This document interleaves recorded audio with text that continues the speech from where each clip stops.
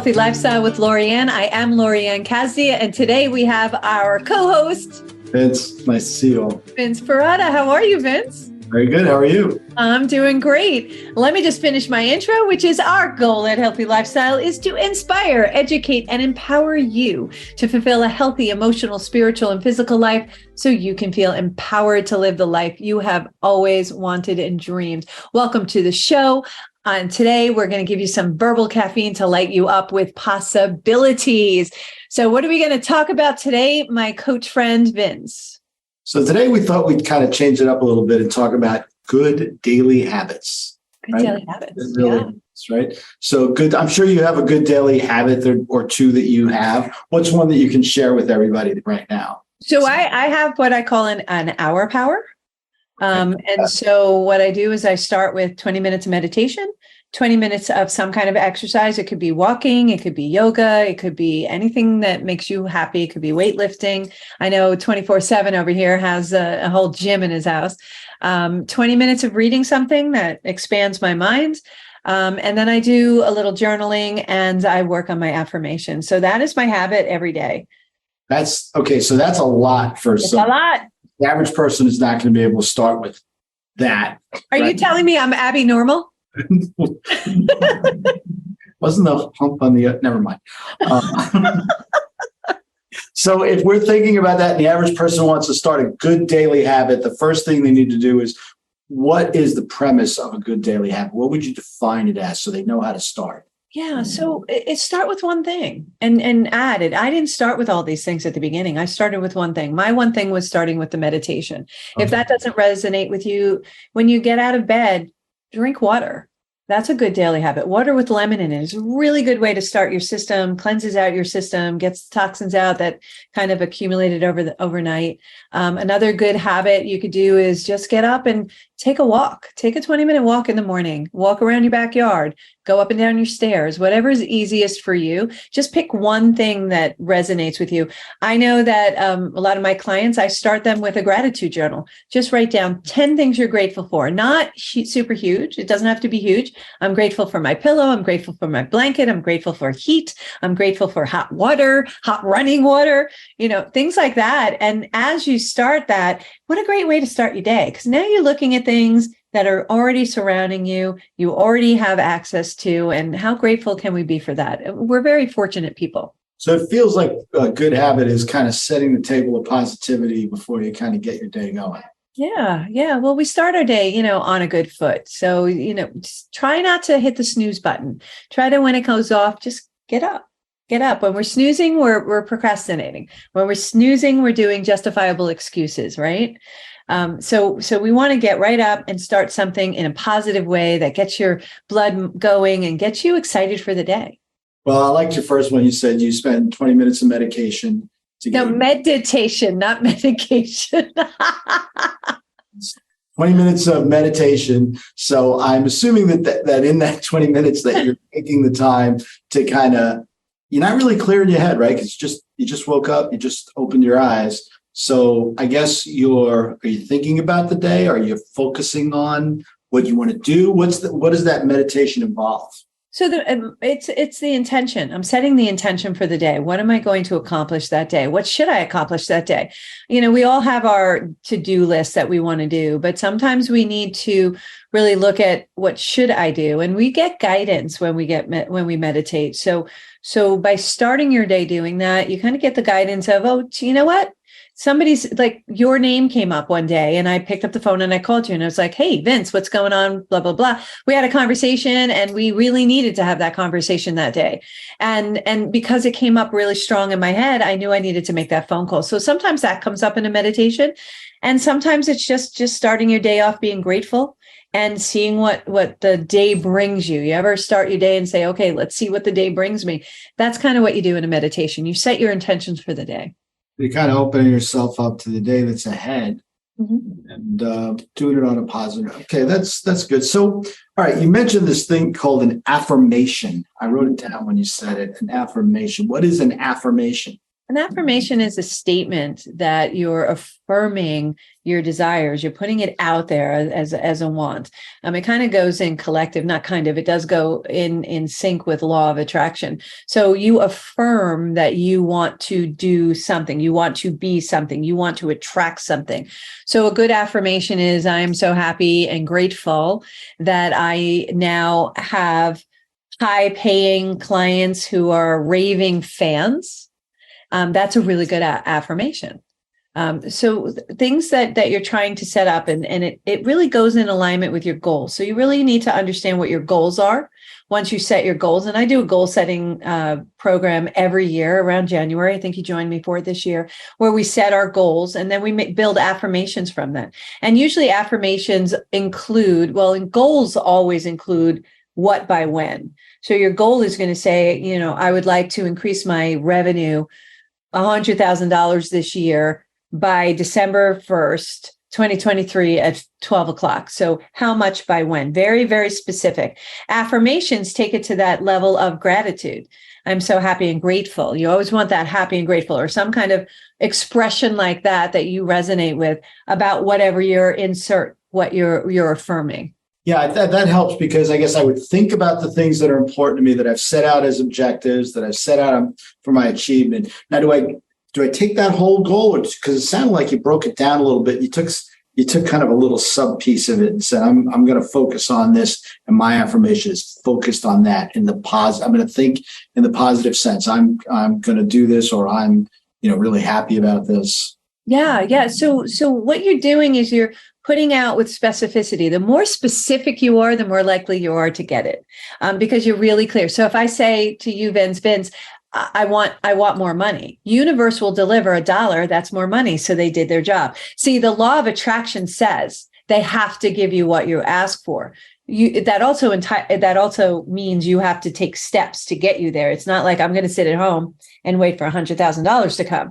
You need to take the steps to get that as well. But if you're specific with what you're looking for, it comes back. So I specifically said I was looking for the Lexus that I have. I wanted that car. I wanted that model. I was really specific on the year, the model, the color, the whole 9 yards. And every time I saw that car, I would get flushed with goosebumps. I would feel really happy. You try to infuse your affirmations with all of your senses. Really feel like you're driving the car. I felt like I was driving the car every time I saw that car. I was like, there goes my car. And I now have that specific Lexus in my garage. I envisioned it sitting in my garage, how it felt to drive. I went down to the local Lexus dealer and I was like, I'm going to sit in this car. And they were like, all right, and I sat in that car and I had the radio on and the whole 9 yards. And I just felt it. So I had that visual. When I closed my eyes, I could see myself in that car. So those things are what, superpower your affirmation, and your affirmations are built from your goals. You're a real goal-minded person. You set goals. You set daily goals, weekly goals, monthly goals, quarterly goals, right? Yes, I do. That's basic. I drive most of my life, my career, by the fact that I like that. I like things that I can measure, quantify. Yes, I do like to exercise. You mentioned that earlier, but even in my exercise, I have to measure kind of what I'm doing. If I'm walking, am I walking 5-10 minutes more this week than last week? Am I, going, faster than I did the previous week? Whatever it is, I like to be able to measure it and, know that I'm doing better and getting better. Why do you do that though, Vince? Well, so I can eat yodels. And Twinkies, because that's I envision myself in the aisle at the supermarket and I see the Drake's cakes in front of me and there's the yodels and the ring dings, and I envision myself eating them, and that makes me really happy. It's a positive affirmation. I love the positive. I am so happy and grateful that I have yodels and Twinkies. Yes. And this is Healthy Lifestyles with Lorianne. That's right. Please tune in every week. Sponsored by Drake's. But I do. I do measure my goals, and I do have very specific things. So for me to think about it, that is motivating. There you go. There it is. By having a goal, you have a target to focus on.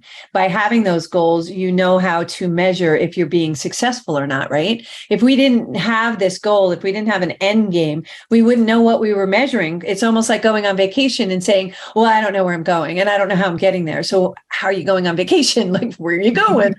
What are you taking? What's your transportation? Same thing with goals. And your measurement, what I also heard you say was that you're always looking to improve. So when you hit that goal, you then improve it. You try to improve upon it. You extend that goal to a higher goal. So if you're lifting, I don't know how much you lift, but if you're lifting 100 pounds and you know you're successfully lifting 100 pounds, then you probably elevate that lift to a higher goal to say, okay, I want to get it up to 125. I want to be able to lift 125. Is that what you do? Yeah, it is. It's you reflect on that. You want to be able to look back. And I do like that. Like a lot of times, if you, at least for being healthy, if you look back at exercising, it's always about, okay, let's start with what you can do. And actually this goes back to something from when I was a kid. When I was a young boy, I remember I went to gym class and, they asked us to do push-ups and I couldn't do a single one along with some of my colleagues. And so, you figured out that, okay, I have to start slow. And it was like, I would do them leaning against something so that the angle made it easier. And then you progress until you can do literally just one. And then you kind of push until you can do maybe one and a shaky two. And then that progressed on. But it was great to be able to say, well, I used to do them leaning and now I'm doing them the right way. And then to get to the point where you could do them, now you start doing them in sets. So it just it was like one thing just propelled you to the next plateau of success. Yes. And what I love about what you just said is you were looking to do one, not 100, one. And that's where a lot of people make mistakes, is that they overassert. They're like, oh, I'm going to lose 50 pounds by the end of January. That's on January 1st. Okay. Over committed, right? So there's an overcommitment and you're almost set yourself up for failure. And some people do that and they really nestle it with justifiable excuses. Well, I couldn't lose 50 pounds in 1 month. Well, you set the goal. So you set the goal at a reasonable, it's a smart goal. It's reasonable. It's attainable. Can you work up to one? Yes. And I love how you stepped it up. You didn't go right down to try to go one in the appropriate method. You went, maybe bent your knees. You did it in an angle. You did it a little bit at a time till you got to that professional one. And then you built upon that. But I think the dirty secret is that when you have a goal, you don't do the goal, right? You do little things that it's almost like a staircase that you're kind of like a little bit at a time, right? So if you're in sales and you want to get more sales, you could say, I want to get $1 million client. That's fantastic. But if you haven't closed your first $10,000 account, the $1 million is going to be impossible. Sure. Right? But it's not impossible if you say, I want to get $1 million account, but I'm going to start by learning how to do it. So I want to try and get some small wins. Yes. And then I begin to learn. I have a couple of clients who are speakers. And they were, this particular one that I'm thinking of was upset because they had like 5 people show up to an event for them. And I'm like, oh, that's so good. And they're like, but it was only 5 people. And I was like, yeah, but this is the first time you're speaking. Were you nervous? Yeah. Did you deliver it the way you wanted? No, I could have done better. Well, you only did that in front of 5 people. So in your mind, you crashed and burned in front of only 5 people. Just imagine if you had that 1,000 people you wanted from the get-go. You're not up to that level. She would have had a heart attack if she had done that in front of 1,000 people, right?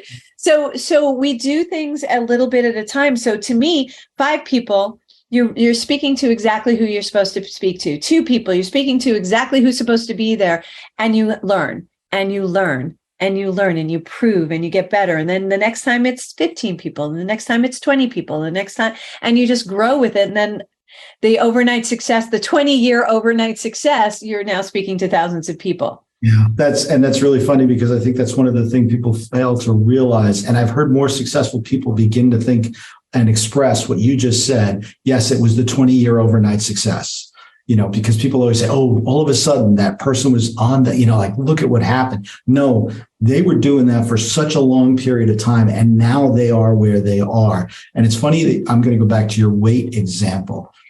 My constant to myself, not to anyone else, I didn't gain that weight in a week. So I can't lose it in a week. I put this weight on over a few years. Yes. So I need to give myself a little freedom to fail in a good way, right? Because failing isn't bad. So you fail in a good way. And if I think positively, you know what?